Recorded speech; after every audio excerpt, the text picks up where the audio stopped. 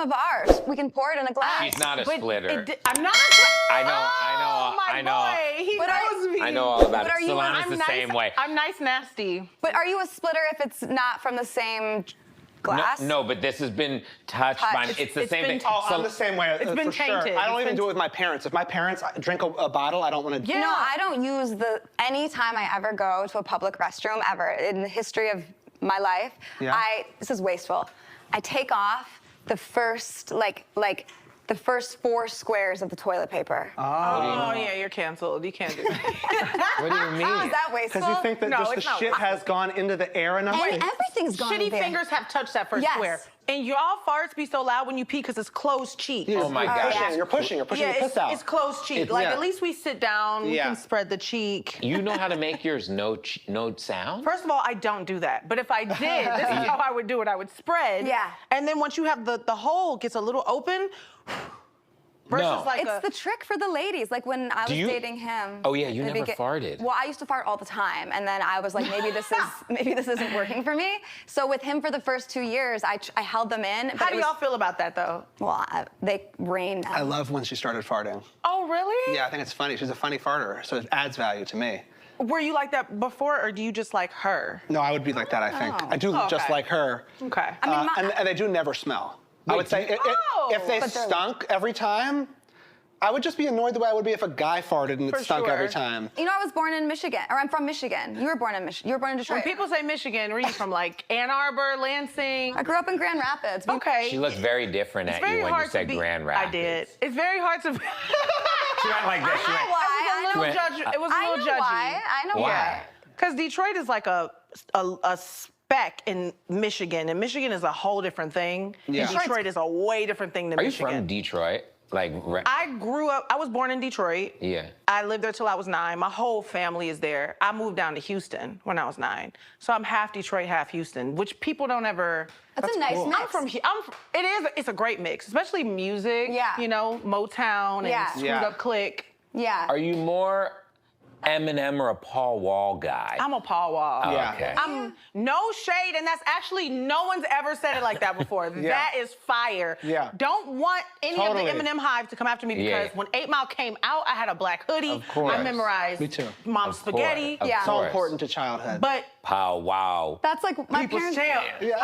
Paul Wall raised me. I think Paul Wall might have the coolest voice. Like, I think he's up there with like Snoop Dogg, 50 Wiz Cent. Khalifa, 50 Cent. 50 Cent. Is your favorite voice? He doesn't have like a character. He has a great voice. He has a great voice, but it's not like a character. And it's also voice. like the teeth make it so much cooler. Like it's like a gangster or something from like from the 40s. I love listening to Paul Wall talk in interviews. It's like my favorite. He's like sounds so cool. That's just like a Houston. I know, but North Side accent or South Side accent. I think he's really handsome too. Wait, when did you move to Houston? I was in Houston at the height of Swisher House and all of that. Oh, like Mike Jones. Mike Jones was passing out CDs in the back of his trunk, like at the mall. Yeah, back in the day when I was there. You could call 281-330-8004 and he would answer. We used to prank call him all the time. He'd be like, hello. And we were like, hi, who is Mike Jones? And we hang up. And then his mama started answering, and then Solange bought it. Really? Bought the phone number? Yeah.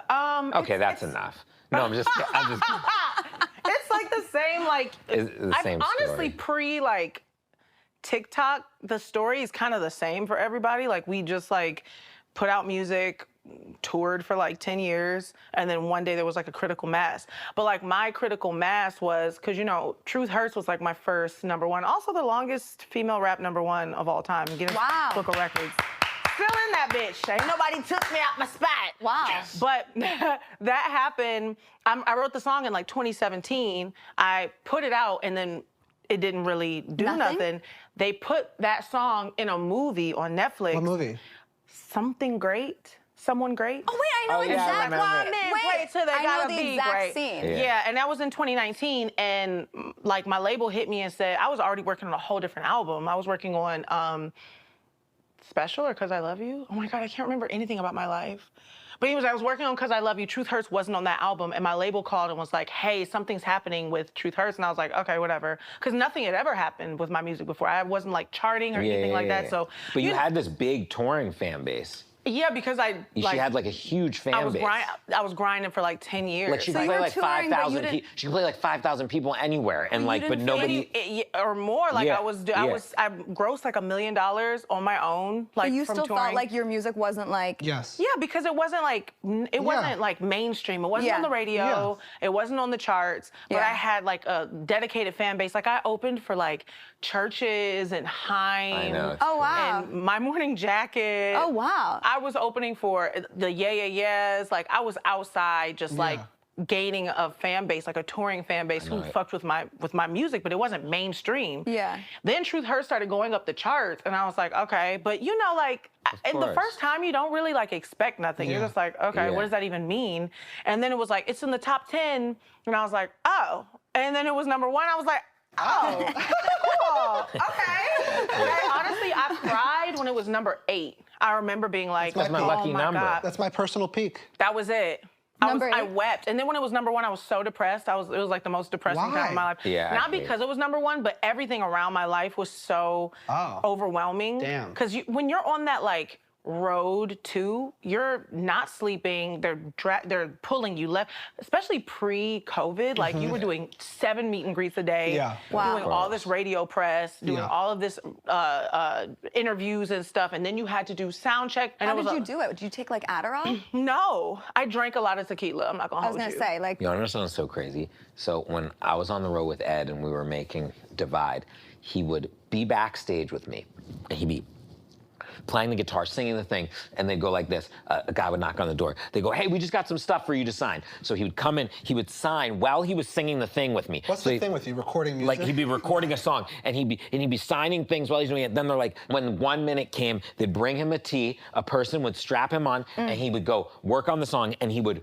run out, and like 30 seconds later, you'd hear him on stage, and then 2 hours later, he would come right back, and he would take off his thing, and he'd be like, okay, so while I was out there, he was like, I came up with the verse and the chorus. And I would say, what do you mean? He said, I've been performing so many years that it's just autopilot. I don't even, he said he doesn't even think, are you like that too? Like one side of your brain is like just doing it. Oh, I can think about what I'm gonna eat later. Yeah, it's crazy. Yeah. Are you like that? So you're performing in front of, can you, and still to this day? To this day. And you're just like, you're like daydreaming while you're like performing. He was writing a song. Yeah. Have crazy. Have you ever forgotten the words to one of your songs? Yeah, because I set myself up for failure. Like one side of my brain is like, you're gonna forget this part. You're gonna forget this part. And then like I do, and I'm like, fuck, if I didn't tell myself that like 30 seconds before, I would have got it. Absolutely. But yeah, that's happened. What's the worst day of your life? The worst day of your life. I want to know the worst day of your life. I've had a few that are in competition with Okay, each give me other. the 2 competition. then after I want to know the best day of your life. But look, first I want to know the few worst days in competition. The worst day of my life is probably when my dad died. I don't know if you guys have. No, that's our biggest fear. That's my biggest fear. Really? Yeah, it gives me anxiety. I was homeless at the time. I don't know why I'm laughing.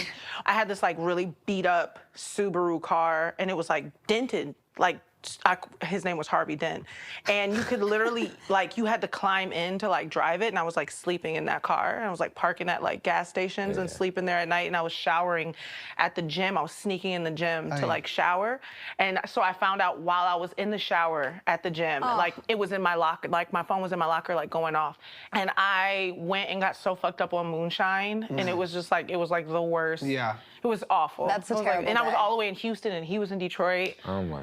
Worst day of my life. Yeah. Absolutely. What else That's could be in terrible day. competition with that?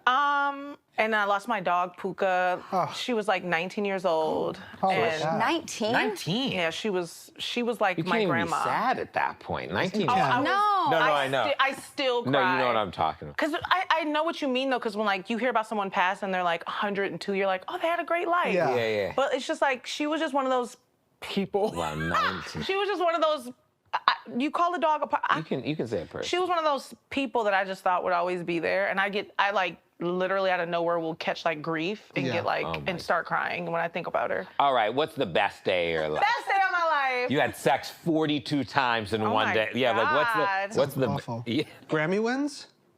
I don't, Grammy, No, that's you know, not I would say, Maybe. best day. Maybe. best day, Grammys was cool, man. Oh, but I never won one. I don't think. you never won one? No.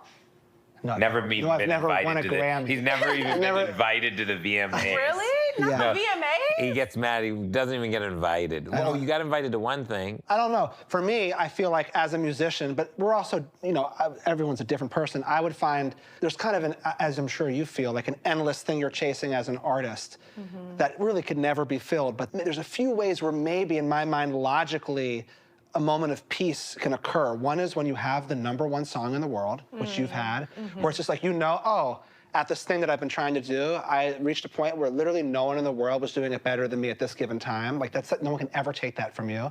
And then I guess the Grammys you could argue would make you feel that way. Now, I don't really put a lot of stock in award ceremonies, mostly because I don't even get invited to them. I feel like when I woke up the morning of the Grammys, the first time I won, I was like, First time. I know, sorry.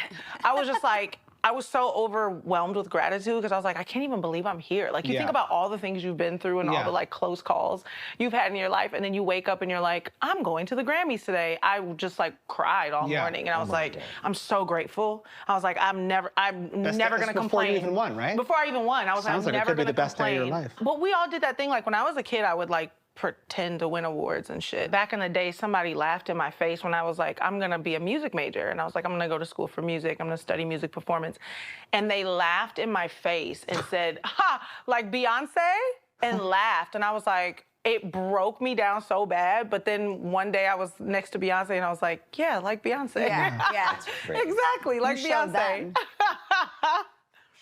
You got talents, right? What? No, I mean, not. I can. Not musically. Oh, yeah, Well, you that's do. not. Yeah, I you could do. play. I Wait, could play the do you have- recorder. Do you know how to play the recorder? Oh, yeah. That's like entry level. No, she can play the flute. Well, but she had to start with the recorder, That's right? entry level. You go grab your You recorder. gotta start with the Show it. Well, recorder. I can't play the recorder for her. No, do it. It's entry level. Why do you still play I just the recorder? I For wouldn't you. label this as one of her Well, talents. I can What do play you the mean? harmonica.